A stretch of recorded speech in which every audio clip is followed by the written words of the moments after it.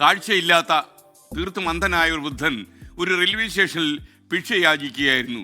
അയാളുടെ ഭിക്ഷാപാത്രത്തിൽ വളരെ കുറച്ച് പൈസ മാത്രമേ കിട്ടുന്നുള്ളൂ. അതുവഴി വന്ന ഒരു യുവാവ് വൃദ്ധന്റെ മുന്നിലുണ്ടായിരുന്ന കടലാസിലെ ആ വാചകം നോക്കി, ഞാനൊരു അന്ധനാണ്, ദയവായി എന്നെ സഹായിക്കൂ എന്നായിരുന്നു അതിൽ എഴുതിയിരുന്നത്. വൃദ്ധനോട് അനുവാദം വാങ്ങിച്ചിട്ട് യുവാവ് ആ കടലാസ് എടുത്ത് മറ്റൊരു വാചകം കൂടി എഴുതി ചേർത്തു. എന്നിട്ട് കൊടുത്തു. എന്നിട്ട് അയാൾ കടന്നുപോയി. അതിനുശേഷം ആ വഴി കടന്നു വന്നവരെല്ലാം ആ പാത്രത്തിലേക്ക് പണമിടാൻ തുടങ്ങി. നിമിഷങ്ങൾക്കകം പാത്രം നിറഞ്ഞോ എന്ന് പറഞ്ഞാൽ അത്ഭുതമില്ലല്ലോ. കടലാസിൽ എന്തായിരിക്കും ഈ യുവാവ് എഴുതിയത്? വൃദ്ധൻ കൗതുകത്തോട് ആലോചിച്ചു. പക്ഷെ അന്ധനാണ്, അയാൾക്കത് കാണാൻ കഴിയില്ല.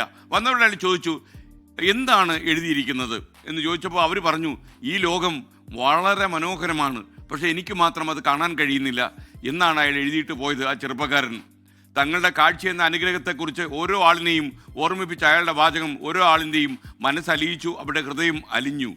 അതുകൊണ്ട് അവർ പണം പെട്ടെന്ന് അയാൾക്ക് നൽകി. നമ്മൾ പറയുന്ന കാര്യങ്ങളൊക്കെ ശരിയായിരിക്കണം, എന്നാലത് മറ്റുള്ളവരോട് പറയുന്ന രീതിയും ഭാഷയും പ്രയോഗിക്കുന്ന വാക്കുകളും നമ്മൾ പ്രത്യേകം ശ്രദ്ധിക്കണം. അതുതന്നെയായിരിക്കണം നമ്മുടെ ഏറ്റവും വലിയ കാര്യം. എന്ത് കാര്യവും നമുക്ക് മാന്യമായ ലാംഗ്വേജ് സൗഹൃദത്തോടെ പറയാൻ പറ്റും. അതേ കാര്യം തന്നെ നമുക്ക് അരോചകമായിട്ട് ആൾക്കാരെ അലോസരപ്പെടുന്ന രീതിയിൽ, ചൊറിയുന്ന രീതിയിലും പറയാൻ കഴിയും. സമൂഹത്തിൽ ജീവിക്കുമ്പോൾ നമ്മുടെ പെരുമാറ്റവും നമ്മുടെ വാക്കുകളും അതിപ്രധാനമാണ്. കമ്മ്യൂണിക്കേഷൻ വളരെ പ്രധാനമാണ് എന്ന് പ്രത്യേകിച്ച് പറയേണ്ടതില്ലല്ലോ. ഹൃദയം കൊണ്ട് സംസാരിക്കുക, തുറന്ന മനസ്സോടെ ജീവിക്കുക, സുതാര്യത ഉറപ്പുവരുത്തുക, ചിലപ്പോൾ രക്ഷപ്പെട്ടെന്ന് വരും. ആ ഒരു നല്ല ചിന്തയോടെ നമുക്ക് ഇന്നത്തെ മോർണിംഗ് ഷോ തുടരാം.